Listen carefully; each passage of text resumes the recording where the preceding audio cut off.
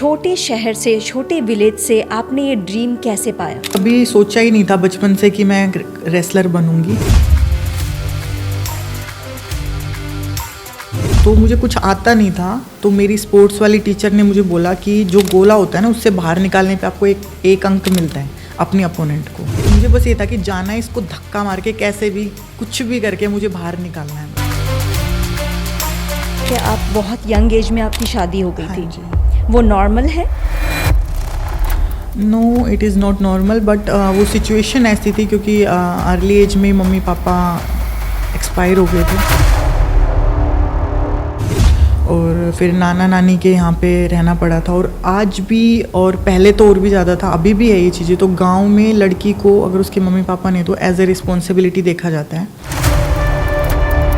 सब चाहते हैं कि कोई सरदर्दी ना हो आगे जाके, तो जल्दी शादी कर दी थी। बट अच्छा हुआ, मुझे जो इन लॉज है बहुत सपोर्टिव मिले और आज मैं आपके सामने। फिर लोगों ने ताने कसने स्टार्ट किए, लाइक कि बहू है, कच्छा पहनेगी, रेसलिंग करेगी, लड़कों के साथ ट्रेनिंग करेगी, ये सब चीज़ें हुई। और कुछ लोगों ने बोला कि 2-4 दिन के चोचले हैं, फिर निचली बैठ जाएगी, लाइक ऐसा हरियाणा में उन्होंने बोला। तो मतलब उस टाइम पे मैंने रेसलिंग को सीरियसली लिया और पूरा ट्रेनिंग जो होता है 4 घंटे सुबह, 4 घंटे शाम को, पूरा अच्छे से ट्रेनिंग किया और ड्रीम देखा ओलंपिक जाने के लिए।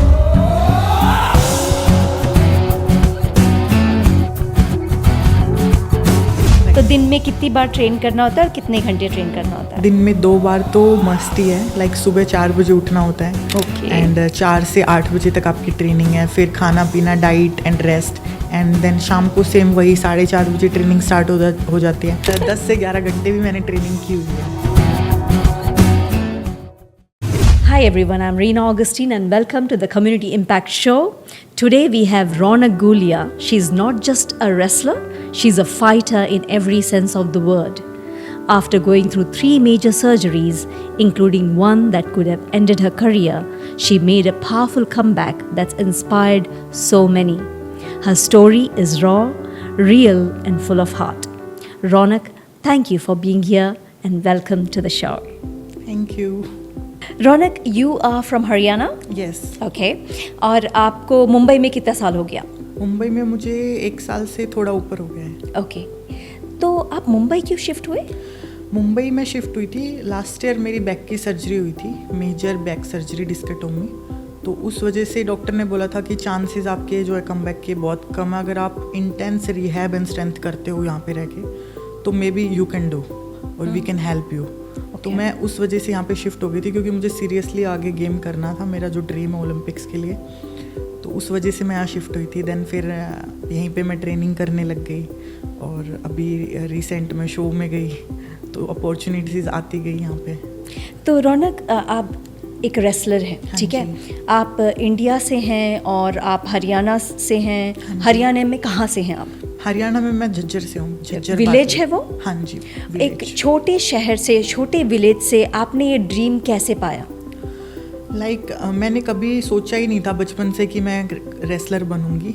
तो ये एक भगवान की मर्जी मान लो कि कभी सोचा नहीं था। एकदम से मैं कॉलेज गई थी पढ़ने के लिए, तो मेरी स्पोर्ट्स टीचर ने ऐसे ही मुझे रेसलिंग की टीम में भेज दिया था कि जा देख, खेल के आ क्या होता है। तो ऐसे ये मेरी जर्नी स्टार्ट हुई थी। तो मैंने कभी नहीं सोचा था कि मैं एक रेसलर बन जाऊंगी, मैं इतनी बोल्ड बन जाऊंगी, क्योंकि रेसलिंग से पहले मैं एक नॉर्मल सी लड़की थी और कम बोलती थी और बोल्डनेस भी नहीं थी, लाइक अपने लिए स्टैंड लेना या कुछ भी। ओके। और आपने मुझे बताया कि आप बहुत यंग एज में आपकी शादी हो गई हाँ थी। जी। वो नॉर्मल है? No, it is not normal, but वो सिचुएशन ऐसी थी क्योंकि अर्ली एज में मम्मी पापा एक्सपायर हो गए थे और फिर नाना नानी के यहाँ पे रहना पड़ा था। और आज भी, और पहले तो और भी ज़्यादा था, अभी भी है ये चीज़ें। तो गांव में लड़की को अगर उसके मम्मी पापा ने तो एज ए रिस्पॉन्सिबिलिटी देखा जाता है कि लड़की है, रिस्पॉन्सिबिलिटी है, जितना जल्दी शादी कर दे या उस रिस्पॉन्सिबिलिटी से, मतलब सब चाहते हैं कि कोई सरदर्दी ना हो आगे जाके, तो जल्दी शादी कर दी थी। बट अच्छा हुआ, मुझे जो इन लॉज है बहुत सपोर्टिव मिले और आज मैं आपके सामने बैठी हूँ। वाओ, ये सुन के बहुत अच्छा लग रहा है क्योंकि कुछ लोगों की जो ज़िंदगी है वो शादी के बाद ख़त्म हो जाती है। Right. ऐसे मैंने सुना है बहुत गेस्टों से। हाँ जी। उसके बाद जब उनका लाइफ चेंज होता है, जब वो लोग सेपरेट हो जाते हैं या लेकिन जब आपने ऐसा बोला कि आपके नाना नानी ने शादी कराई लेकिन आपके इन लॉज बहुत अच्छे थे, इट्स वेरी इंस्पायरिंग। रौनक, जब आपने सोचा कि मुझे रेसलर बनना है, उसके लिए ट्रेनिंग करना ज़रूरी है, करेक्ट? Right. तो आप हमें बताएंगे आपका जर्नी ट्रेनिंग के बारे तो में? ट्रेनिंग मैंने जैसे ही वहाँ से मेरा स्टार्ट हुआ तो मुझे कुछ आता नहीं था, तो मेरी स्पोर्ट्स वाली टीचर ने मुझे बोला कि जो गोला होता है ना, उससे बाहर निकालने पे आपको एक अंक मिलता है अपने अपोनेंट को। तो मुझे कुछ नहीं आता था उस टाइम पे, तो मुझे बस ये था कि जाना है, इसको धक्का मार के कैसे भी कुछ भी करके मुझे बाहर निकालना है, बस दिमाग में उतना ही था। तो पावर जो है वो नेचुरली है, बचपन से ही ताकत है मतलब। तो ऐसे करके मैं कुश्ती जीत गई थी, 3 कुश्तियाँ मैं ऐसे ही 10-0 से जीत गई थी। तो वहाँ से मुझे मोटिवेशन मिला, और उस टाइम पे मैंने इतना सीरियस नहीं लिया था ट्रेनिंग को, मतलब मज़े मज़े में स्टार्ट किया था रेसलिंग को, क्योंकि पढ़ाई में मैं काफ़ी इंटेलिजेंट थी। फिर लोगों ने ताने कसने स्टार्ट किए, लाइक कि बहू है, कच्छा पहनेगी, रेसलिंग करेगी, लड़कों के साथ ट्रेनिंग करेगी, ये सब चीज़ें हुई। और कुछ लोगों ने बोला कि 2-4 दिन के चोचले हैं, फिर निचली बैठ जाएगी, लाइक ऐसा हरियाणा में उन्होंने बोला कि 2-4 दिन ही करेगी, फिर उसके बाद कुछ नहीं है, बस 2-4 दिन करने वाली है ये। तो मतलब उस टाइम पे मैंने रेसलिंग को सीरियसली लिया, और पूरा ट्रेनिंग जो होता है 4 घंटे सुबह, 4 घंटे शाम को, पूरा अच्छे से ट्रेनिंग किया, और ड्रीम देखा ओलंपिक जाने के लिए। वाओ, तो आप जाने का प्लान है आपका? हाँ जी, Right. पिछली बार भी कुछ चीज़ों से मैं रह जाती हूँ, लाइक मुझे इंजरीज बहुत हुई हैं। वो कहते हैं ना कि जब आपका सपना बड़ा होता है तो भगवान आपकी परीक्षा भी बड़ी लेता है जी। तो इतना बड़ा मैंने सपना देखा है, तो ये सब चीज़ तो नॉर्मल है, करना ही है। तो अभी भी मैं still I am doing training for Olympics. तो आपके 3 बार बहुत डेंजरस वाली सर्जरी हाँ हुई है, और आप तीनों बार फिर से खड़े हुए हैं हाँ जी। अपनी ज़िंदगी में। इंजरीज कैसे हुए?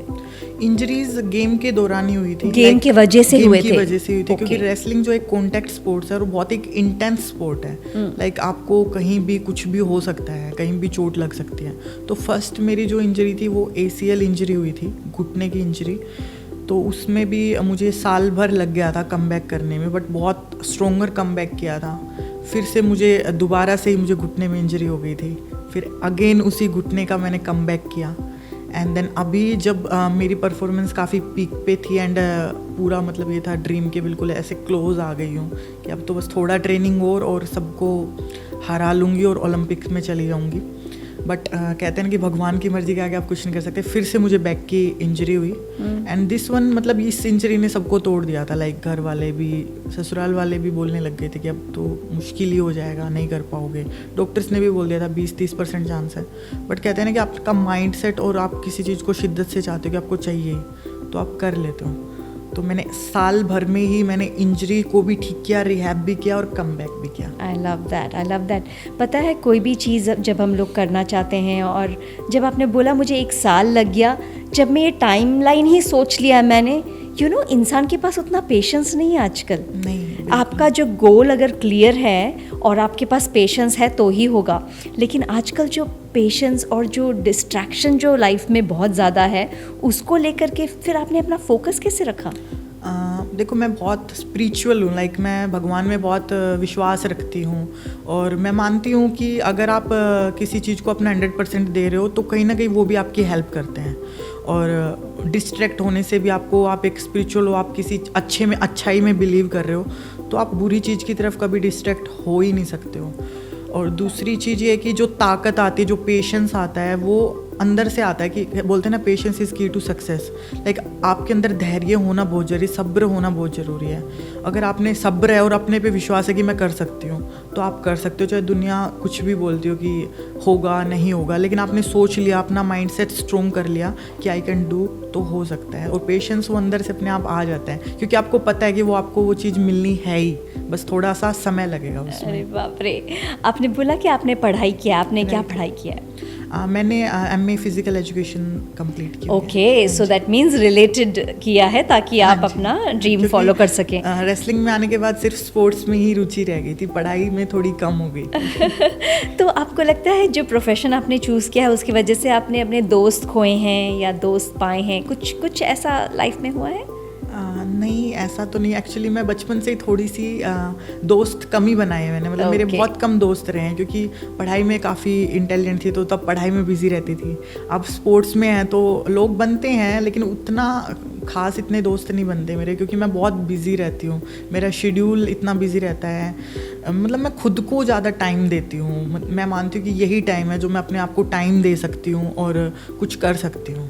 तो रौनक, आपको सपोर्ट कौन करता है? मैं सपोर्ट यानी कि फाइनेंशियली भी और मेंटली कौन करता है? मेरी फैमिली, मेरे Okay. इन-लॉज, मेरे हस्बैंड, और फाइनेंशियली मैं भी उतनी अभी स्टेबल हूँ कि कर सकती हूँ। Because of your work? Yes, because of my work, wrestling and other like shows and endorsements.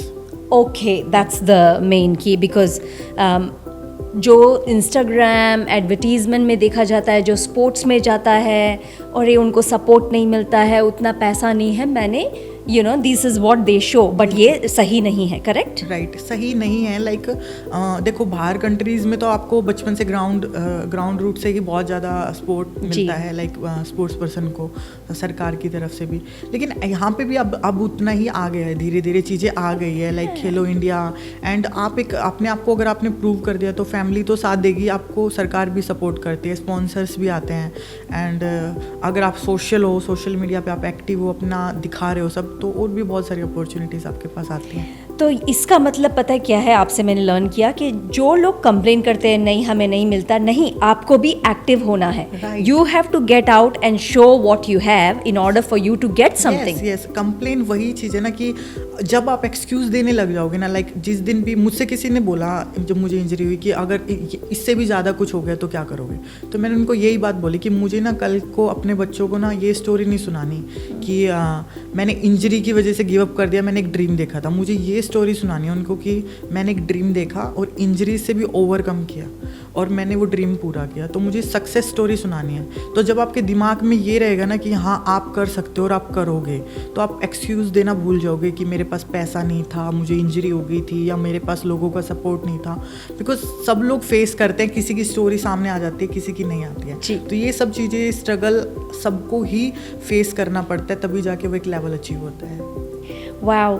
और ये जो ट्रेनिंग का, अगर मैं आप चूँकि आज आपने बोला कि आज मेरा ट्रेनिंग है, तो दिन में कितनी बार ट्रेन करना होता है और कितने घंटे ट्रेन करना होता है? दिन में 2 बार तो मस्ट ही है, लाइक सुबह 4 बजे उठना होता है। Okay. एंड 4 से 8 बजे तक आपकी ट्रेनिंग है, फिर खाना पीना, diet and rest, and then शाम को सेम वही 4:30 बजे ट्रेनिंग स्टार्ट हो जाती है।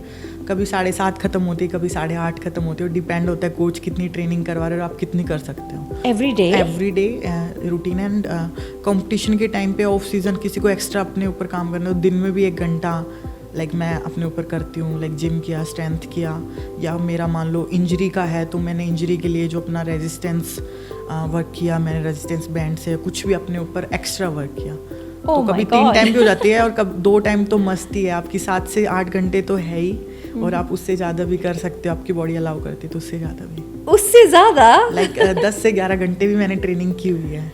That's crazy, wow. रौनक, खाना क्या खाते हैं आप दिन में? खाना मैं प्योर वेजिटेरियन हूँ। क्या? और खाना मैं बिल्कुल डाइट के अकॉर्डिंग, लाइक मैं शुगर इनटेक नहीं करती हूँ। और जो भी डाइट का खाना होता है, पानी, हाइड्रेशन ज़्यादा, green vegetables, high protein diet, high fibre, low fat diet, मतलब प्लान करके मिली हुई है जो मेरी डाइटिशियन न्यूट्रिशनिस्ट देते हैं, वो मैं फॉलो करती हूँ। ऑलराइट। तो आप खाना वाना बनाते हैं घर पे? खाना बनाना आता है, बट अभी बनाती नहीं, अभी तो मेड है तो वो सब बना के देती है। Very nice. वैसे बनाना आता है? वैसे सब बनाना आता है। ओह, दैट्स अमेजिंग। बोलते हैं ना कि किसी चीज़ में अच्छे हो तो दूसरे चीज़ में आप नहीं ठीक हो। खाना बनाना is one of the most important things, जो मुझे नहीं आता है। और इंटरेस्ट भी नहीं है। सो रौनक, आप मुंबई शिफ्ट हुए हैं, राइट? फैमिली के साथ हुए हैं? नहीं, फैमिली के साथ नहीं हूँ, अकेले हूँ, और साथ में मेड रहती है मेरे। फैमिली बीच बीच में आती जाती रहती है। तो कैसा ये जो इंसान जब अपने ड्रीम के लिए कुछ छोड़ के कहीं और आता है, कितना सैक्रिफाइस है ना? It's a big sacrifice, right? It's a big sacrifice. और आपको बहुत कट्टर होना पड़ता है अंदर से, लाइक स्ट्रोंग होना पड़ता है फैमिली से दूर रहने के लिए। और क्योंकि देखो जब आपके साथ फैमिली रहती है ना, तो कहीं ना कहीं मैंने ये चीज़ नोटिस किया है कि आप फैमिली वालों को देख के ज़्यादा इमोशनल होते हो और आप मतलब कमज़ोर होते हो, मतलब देख के उनको कि मैं दर्द, अगर मुझे दर्द है या मैं इंजरी में हूँ और वो मेरे साथ हैं, तो मतलब कहीं ना कहीं अपने दर्द से आपको दुख नहीं, आपको देख के वो दुखी हैं, उससे आपको ज़्यादा फील होता है, ज़्यादा इमोशनल होते हो, तो आप कहीं ना कहीं अंदर से थोड़ा वीक हो जाते हो। मुझे लगता है कि अगर आपको अपने ड्रीम पूरे करने तो सेक्रीफाइस करना पड़ेगा, फैमिली वालों से दूर रहना पड़ेगा, तभी आप एक चीज़ पे फोकस हो सकते हो, स्ट्रांगली उस पर काम कर सकते हो। वाओ। रौनक, ग्रोइंग अप यहाँ पे इंडिया में, आपने बताया कि आप पेरेंट्स यू लॉस्ट बहुत यंग एज में। How was it growing up without parents? बहुत डिफ़िकल्ट था बिकॉज मैं अपनी मम्मी के काफ़ी क्लोज थी and it was very early age, बहुत छोटी थी मैं। और क्योंकि माँ का प्यार इज़ माँ का प्यार, वो आपको कोई भी नहीं कर सकता है। एंड आप दूसरे के घर में आप रह रहे हो, और लाइक मेरी जो मम्मी थी उन्होंने कभी मुझे कोई काम नहीं करवाया था घर का। जैसे भी होता है गांव में लड़कियों से काम करवाते हैं घर पे कि सारा काम लड़कियों को आता है, बट मेरी मम्मी नहीं करवाती थी क्योंकि मैं पढ़ाई में काफ़ी इंटेलिजेंट, तो पढ़ने के लिए मुझे टाइम देती थी। तो उनके जाने के बाद मैंने घर का काम सीखा, मुझे सब घर का काम आ गया करना, क्योंकि दूसरे के घर में काम करना पड़ता है आपको, और आपको कोई भी ऐसे खाली बैठ के खाना कोई नहीं खिलाता है, चाहे कोई कितना भी अच्छा रिश्तेदार हो, तो यू हैव टू पे। अगर आपको उधर रहना है तो कुछ ना कुछ आपको करना पड़ेगा। और पढ़ाई के लिए भी मैंने बहुत स्ट्रगल किया उनको जाने के बाद, क्योंकि पढ़ाई के लिए भी पैसे उतने नहीं हो पा रहे थे, और मुझे साइंस से करनी थी 12th, और उनको ये लगता था कि साइंस से करने के लिए ट्यूशन इज़ मस्ट, मतलब ज़रूरी होगा ट्यूशन, और उनके पास इतने पैसे नहीं थे, तो वो मुझे फोर्स कर रहे थे कि मैं आर्ट्स से पढूं। बट मैंने किया और मैंने काफ़ी अच्छे परसेंटेज लिए थे, मैंने मेहनत करके। साइंस लिया था? हाँ, साइंस लिया था मैंने नॉन मेडिकल से, और 92% आए थे मेरे।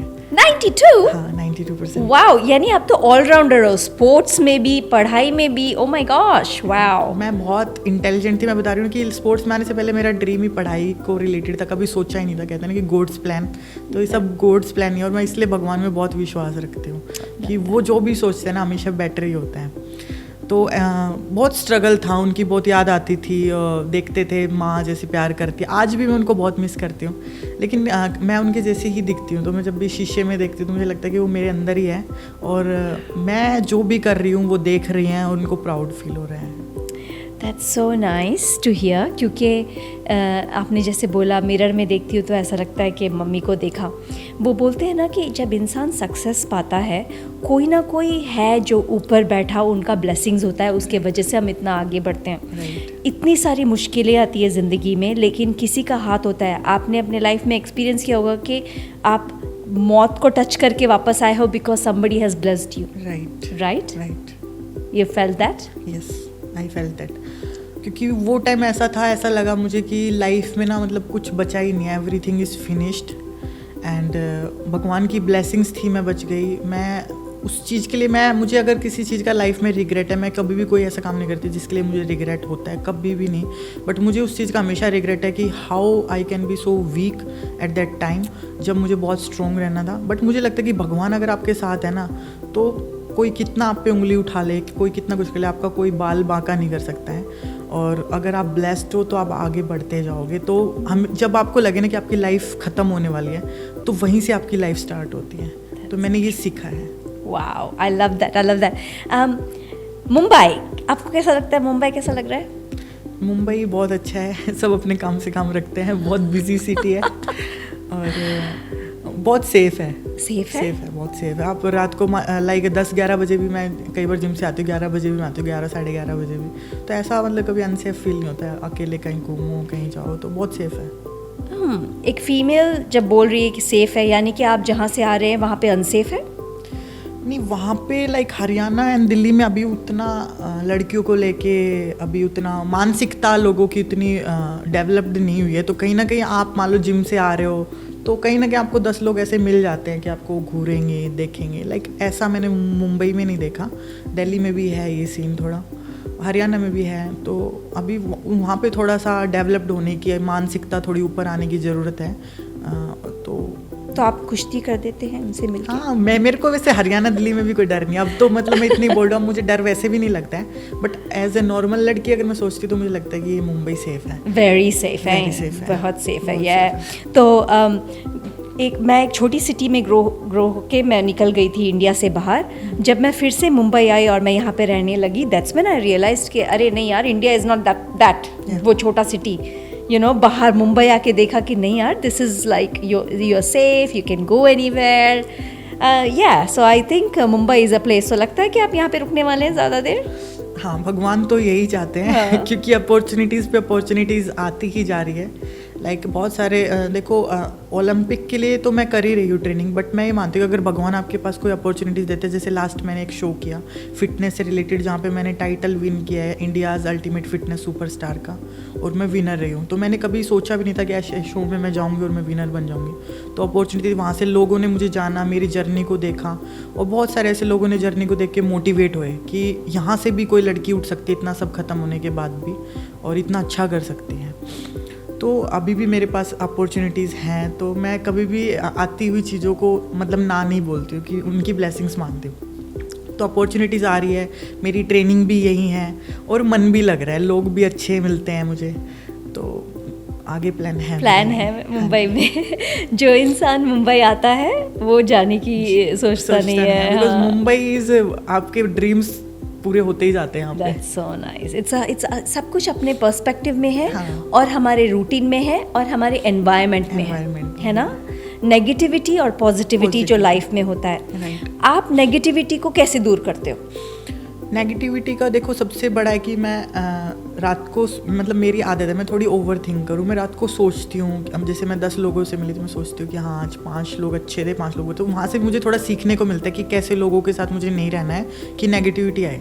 दूसरा स्पिरिचुअलिटी, लाइक मैं पूजा पाठ में, भगवान में बहुत बिलीव करती हूँ, तो ऑटोमेटिकली मैंने नोटिस भी किया है कि जब भी नेगेटिविटी मेरे पास आना भी चाहती है तो ऑटोमेटिकली ही किसी ना किसी तरीके से भगवान उसको मुझसे दूर कर देते हैं और आ ही नहीं पाते। तो कहीं ना कहीं वो स्पिरिचुअलिटी भी हेल्प करती है। मेडिटेशन करती हूँ, तो ये सब चीज़ें मुझे हेल्प करती है पॉजिटिव रहने में। I love that. रौनक, अगर एक यंग लड़की लड़का कोई भी अभी आपका शो देख रहा है, कोई भी चीज़ आप शेयर कर सकते हैं मोटिवेट करने के लिए उनको, उनके ड्रीम्स को फॉलो करने के लिए? बिल्कुल, मैं यही बोलना चाहूँगी कि अगर आपने ड्रीम देख लिया है ना, तो कुछ भी मोमेंट आ जाए आपकी लाइफ में, ऐसा भी मोमेंट आ सकता है आपको लगेगा सब खत्म हो गया, लाइफ इज़ फिनिश। लेकिन अगर आप अपने ड्रीम पे विश्वास कर रहे हो, खुद पे विश्वास कर रहे हो, कोई दुनिया में कोई एक बंदा भी विश्वास ना करे आपके ऊपर कि आप कर सकते हो, लेकिन आपको विश्वास है, सेल्फ डाउट नहीं करे हो, तो आप कर सकते हो और आपका ड्रीम 100% पूरा होगा। और ये चीज़ मैंने देखी है, क्योंकि मैंने ऐसी ऐसी चीज़ों से ओवरकम किया है कि जहाँ से मतलब इम्पॉसिबल ही था, तकरीबन दूसरों को लग रहा था कि नहीं हो पाएगा, बट मैंने किया है। तो मैं यही बोलूँगी कि जिद्दी बन जाओ अपने ड्रीम को लेके, और पूरी जी जान लगा दो उसको पूरा करने में। वाओ। और बोल्ड रहो और स्ट्रेट फॉरवर्ड रहो, जो बोलना है मुंह पे बोलो। मैं तो ऐसी हूँ। वैसा ही रहना चाहिए, जिद्दी बन जाइए और बोल्ड रहिए। That's what we have learn from Raunak. Raunak, amazing to have you darling. God bless. No, Ronak, so what Ronak has taught us today is ziddi bano. That is, you have to be stubborn. Be bold. अगर आप bold नहीं हैं और कोई भी step नहीं ले सकते आप अपनी ज़िंदगी में, याद रखिएगा, अगर कुछ पाना है तो अपने ड्रीम को फॉलो करिए and make sure that you do it now. बहुत अच्छा लगा Thank you. शो में आके मुझे. Thank you so much. Thank you Raunak.